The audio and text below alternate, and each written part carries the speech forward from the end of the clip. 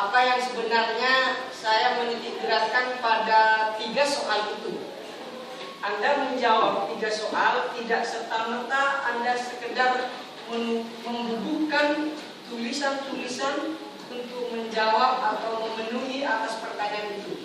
You understand? Yes. Pada soal masa depan tadi, sebenarnya Anda secara tidak langsung bagaimana melalui proses perenungan sejak dari TK ke SD, SD ke SMP, lalu muncullah 2 variabel, muncullah 2 kalimat. Yang pertama adalah bagaimana masa depan itu diraih. Yang kedua, bagaimana meraih masa depan dalam bentuk cita-cita. You understand? Yes. Nah, ketika salah seorang teman tadi menitik beratkan pada sekolah dan pendidikan begitu pentingnya untuk mencapai sebuah cita-cita, maka cita-cita itu harus menjadi pijakan karena kita telah tahu betapa pentingnya pendidikan dan sekolah. Saat kita ingin menjawab pada soal nomor 2, cita-cita dan karyamu, kamu tidak lagi hanya sekedar menjawab, tetapi bagaimana setelah Anda berproses sekian lama, lalu muncullah sebuah keinginan dan harapan yang begitu besar, maka proses jawaban itu sebenarnya melalui perenungan-perenungan yang sekian lama Anda telah ukir.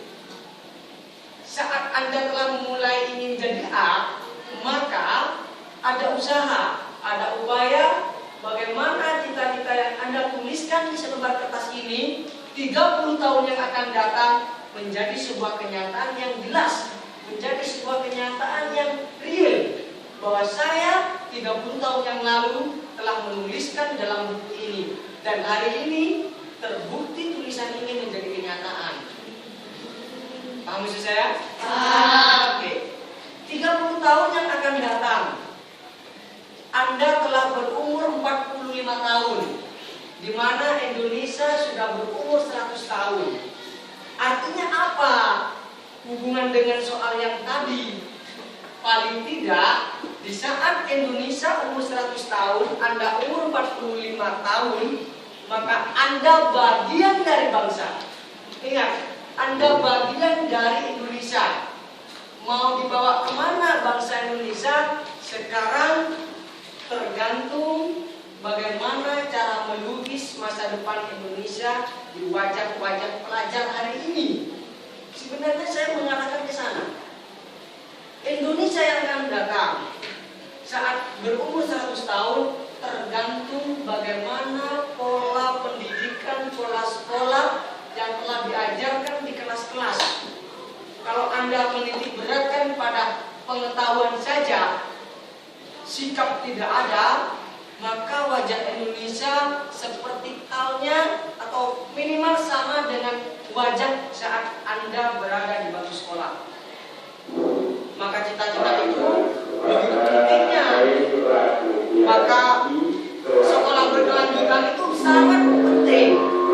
Karena bagi saya bukan soal perempuan berurusan di dapur dan di atas kasur, bahkan di sumur, tetapi perempuan ikut bagian, ikut andil dalam pemerintahan, apakah sosial dan segala macamnya.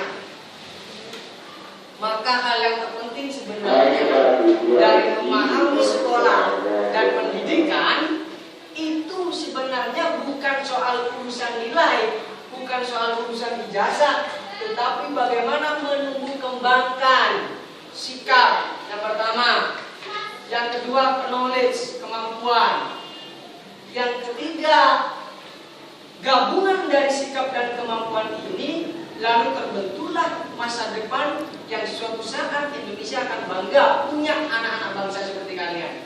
Itu penting. Saya kira itu karena jamnya sudah berakhir.